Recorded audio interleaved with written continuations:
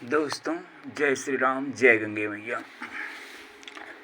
दोस्तों, हिंदू धर्म ग्रंथों के अनुसार इस पृथ्वी की उत्पत्ति या इस पृथ्वी को बनाने वाले भगवान श्री विष्णु जी हैं, लेकिन विज्ञान इस बात को नहीं मानता है। विज्ञान इस बात पर जोर देता है, विज्ञान ये मानता है कि पृथ्वी की उत्पत्ति सूर्य से हुई है। सूर्य में से एक टुकड़ा टूटकर अलग हो गया और वही टुकड़ा नीचे गिर गया। वो जो टुकड़ा नीचे की तरफ आया, उस टुकड़े पर कई सालों तक लगातार बरसात होती रही, अनवरत बारिश होती रही। ये विज्ञान और खगोल विज्ञान की बात मैं कर रहा हूँ। विज्ञान, खगोल विज्ञान और भूगोल, तीन विषयों की बात मैं एक में करके बता रहा हूँ आपको। अनवरत पृथ्वी जो भाग सूर्य से टूट करके नीचे गिरा, एकदम वो आग के गोले की तरह दहक रहा था। उस पर अनगिनत वर्षों तक लगातार बारिश होती रही। वो ठंडा होता गया, ठंडा होता गया। ठंडा होने के बाद फिर उस पर जो है ना घास फूस वगैरह, वनस्पतियाँ वगैरह होगी। धीरे धीरे जाकर के वही जो टूटा हुआ भाग था वो पृथ्वी का रूप धारण कर लिया। ये चीज विज्ञान बताता है। खैर, पृथ्वी अभी भी पूर्ण रूप से ठंडी नहीं हुई है। पृथ्वी की ये जो ऊपरी सतह है, ऊपरी सतह से 60 किलोमीटर नीचे तक पृथ्वी मिट्टी के रूप में है, और उसके 60 किलोमीटर के बाद पृथ्वी के अंदर आग ही आग भरी हुई है। अगर पृथ्वी की मोटाई को नापा जाए तो ये पृथ्वी की मोटाई जैसे एक सेब होती है। सेब के ऊपरी भाग से एक उसमें तार घुसा दीजिए, फिर तार को खींच लीजिए, उस तार का जितना भाग सेब में घुसता है उसको नाप लीजिए, तो वही सेब की मोटाई होगी। अगर इस तरह पृथ्वी में कोई लोहे का राड घुसा दिया जाए ऊपर से नीचे तक, और फिर उस राड को नापा जाए, तो भूगोल की किताबों में लिखा गया है कि पृथ्वी की मोटाई जो है 12,756 किलोमीटर है। लेकिन ये 12,756 भूगर्भ वैज्ञानिकों ने इस दूरी को ज्ञात किया है अपनी जांच पड़ताल के द्वारा। बाकी 60 किलोमीटर तक मिट्टी है, उसके बाद आग है। और पृथ्वी के बीचों बीच, जैसे सेब के बीचों बीच सेब का बीज होता है, वैसे पृथ्वी के बीचों बीच चुंबकीय शक्ति है, मैग्नेटिक पावर जिसको कहते हैं इंग्लिश में।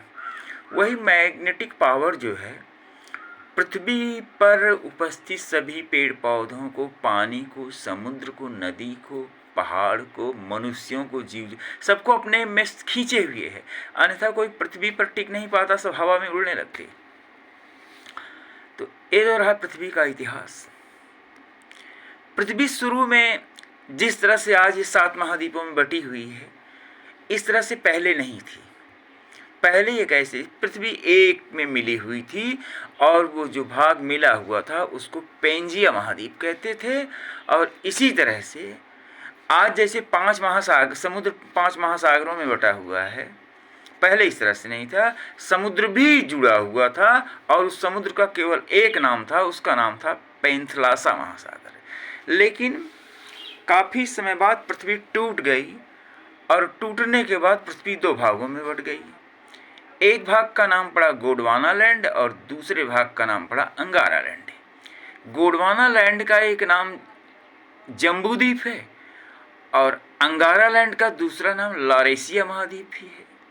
आगे चल करके गोंडवाना लैंड में 3-4 महाद्वीप हो गए। दक्षिणी अमेरिका महाद्वीप, अफ्रीका महाद्वीप, ऑस्ट्रेलिया महाद्वीप और अंटार्कटिका महाद्वीप। और पृथ्वी का जो उत्तरी भाग था यानी पृथ्वी का जो भाग टूट उत्तर दिशा की तरफ गया, यानी जिसका नाम अंगारा लैंड है, अंगारा लैंड था, उसमें 3 महाद्वीप हुए, उत्तरी अमेरिका महाद्वीप, यूरोप महाद्वीप और एशिया महाद्वीप। इसी तरह जब पृथ्वी 7 भागों में टूटकर अलग हो गई तो समुद्र भी 5 भागों में बट गया। सबसे बड़े भाग का नाम है प्रशांत महासागर, उसके बाद है अटलांटिक महासागर, उसके बाद है हिंद महासागर, अंटार्कटिक महासागर है, उसको दक्षिण महासागर भी बोलते हैं, और 5वां है आर्कटिक महासागर। ये आज की स्थिति है। तो अब मैं आपको ये बताने वाला हूं कि संक्षिप्त में ये पृथ्वी का इतिहास है कि पृथ्वी का जन्म कैसे हुआ और आज तक पृथ्वी पर क्या क्या कैसे कैसे हुआ।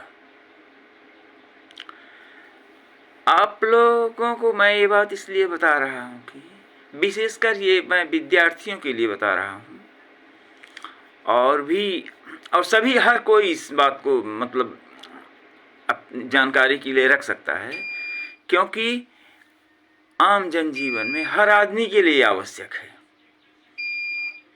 पहले पढ़े लिखे लोग ही इस बात को जानते थे, लेकिन अब युग ऐसा बदल गया है कि भूगोल की जानकारी, इतिहास की जानकारी, अंग्रेजी की जानकारी, हर विषय की जानकारी अधिक से अधिक हर व्यक्ति को जानना पड़ेगा, अन्यथा वो अपने बाल बच्चों को सही ढंग से दिशा निर्देश नहीं कर पाएगा। इस छोटे से वीडियो में मैंने आपको इतनी बात बताया। विद्यार्थियों के हित के लिए, विद्यार्थियों के मतलब उपयोग में आने के लिए भूगोल, विज्ञान, इतिहास, अन्य विषयों से संबंधित जानकारी पर मैं इसी तरह से और वीडियो बनाता रहूँगा। अभी तक एक बेसिक जानकारी मैं इसमें दिया हूँ। अभी तक बस इतना ही। जय श्री राम, जय गंगे मैया।